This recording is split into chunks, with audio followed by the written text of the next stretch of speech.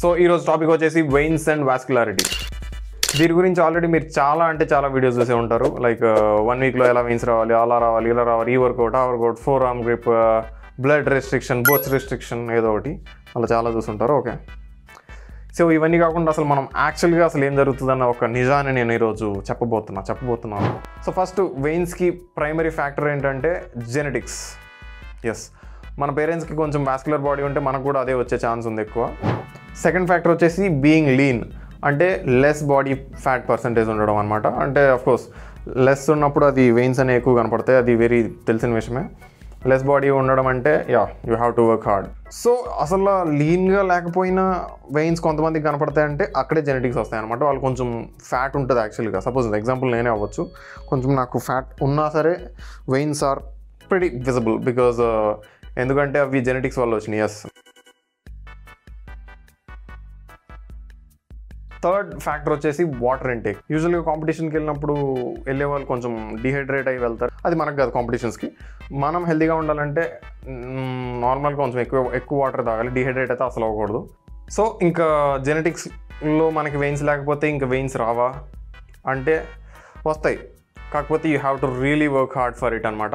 ఎందుకంటే మీకు body fat percentage తక్కువ ఉండాలి, ప్లస్ మజిల్ మాస్ కొంచెం ఎక్కువ ఉండాలి. అప్పుడే ఆ మజిల్ మాస్ వల్ల వెయిన్స్ అనేవి కొంచెం పైకి పుష్ అయ్యి కనపడతాయి, విజిబిలిటీలోకి వస్తాయి, స్కిన్ పైన పాపప్ అవుతాయి. సో వెయిన్స్ రావడానికి ఏమైనా సప్లిమెంట్స్ ఉన్నాయా అంటే ఉన్నాయి, లైక్ ఎల్సిట్రలిన్ సపోజ్ అనుకుంటే.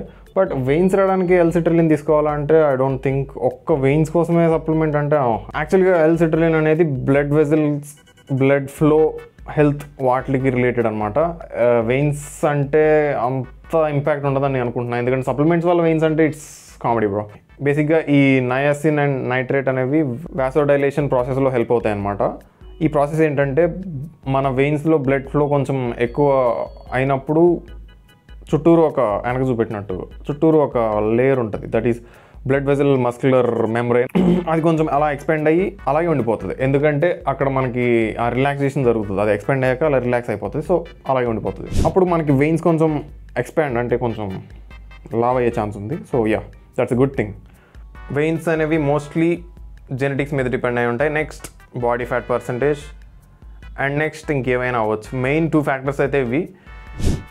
ఫుల్ హార్డ్ వర్క్ చేసి మజిల్ పెంచుకొని బాడీ ఫ్యాట్ తగ్గించుకొని బల్క్ అయ్యి కట్ అయ్యి అన్నీ అయ్యి మిగలాలి. That is natural body building.